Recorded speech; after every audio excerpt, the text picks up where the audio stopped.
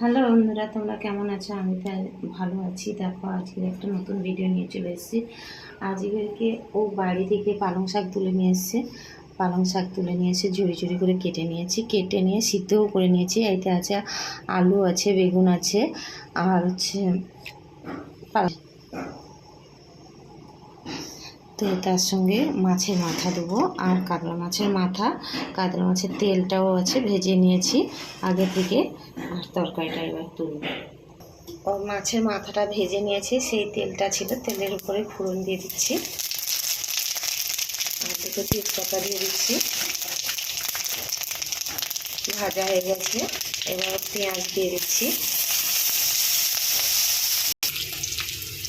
Tomato দিয়ে দিচ্ছি, আর রসুন আর আদা বাটা, লঙ্কা গুঁড়ি দিয়ে দিচ্ছি, হলুদ গুঁড়া দিয়ে একটু ভালো করে নেড়ে নেবো, ধনে গুঁড়া, লবণ দিয়ে দিলাম, সেদ্ধ করে রাখা শাকগুলো দিয়ে দিলাম।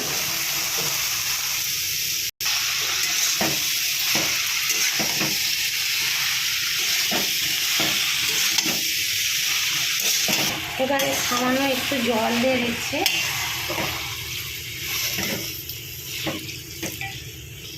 ভেজে রাখা মাছের মাথাগুলো দিয়ে দিচ্ছি, দিয়ে ঢাকা লাগিয়ে দেবো। হয়ে গেছে, পরিমাণ মতন চিনি দিয়ে নেড়ে লাগিয়ে নেব। দেখো, এত সুন্দর একটা সেন্ট বেরোচ্ছে, কেউ বলবে না যে পালং শাকের তরকারি রয়েছে। খুব সুন্দর সেন্ট বেরোচ্ছে, সেন্টের থেকে ভাত খাওয়া হয়ে যাবে গরম গরম ভাত। দেখো, এত সুন্দর সেন্ট বেরোচ্ছে না, এখনই মনে হচ্ছে ভাত বেড়ে বসে যাই খেতে। খুব সুন্দর সেন্ট বেরোচ্ছে। তোমরাও বাড়িতে বানিয়ে এরকম করে খেয়ে দেখবে, কমেন্টে বলবে কেমন লাগছে। টাটা।